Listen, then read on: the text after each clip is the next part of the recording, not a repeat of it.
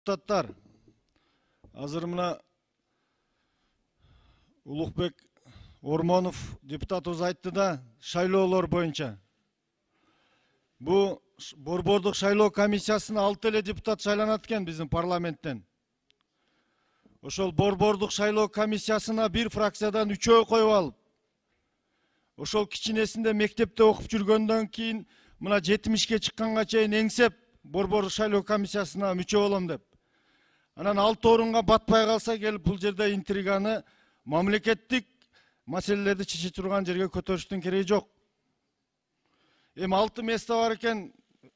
Бул бүт Кыргызстандагы революциялар ушу шайлоодон болуп атат. Фракция өзүнүн татыктуу кадрларын, татыктуу талапкерлерди тандап берип атат.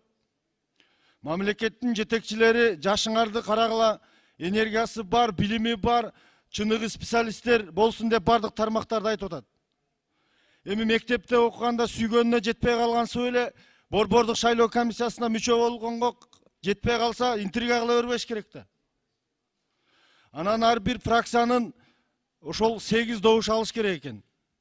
6 депутат катышып, добуш жетпей калса, бирөөнү 15 мүнөт калганда кээ-бирки коррупционерлер алып келип доверенностьке кол коюп атса, ал Москвада жүргөн адамдын доверенностьсин ким кол койду анын ордуна?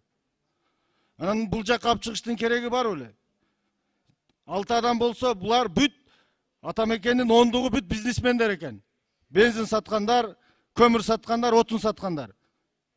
О, бизнесмен кылып акча эсептегенде кылып бөлүшүп атпайбы? 7+2 деп.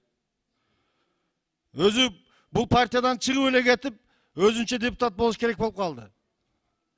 Бул интригадан бошобогон партия экен. Туура эмес эми бул. Сүйгөнүнө жетпей калгансып тарыны бушуш. Борборлук шайлоо комиссиясыз деле депутат болуп отурсаңар, өмүрүңөр өтпөй калабы же, ырысыңар токтоп калабы? Рахмат. 6 микрофон.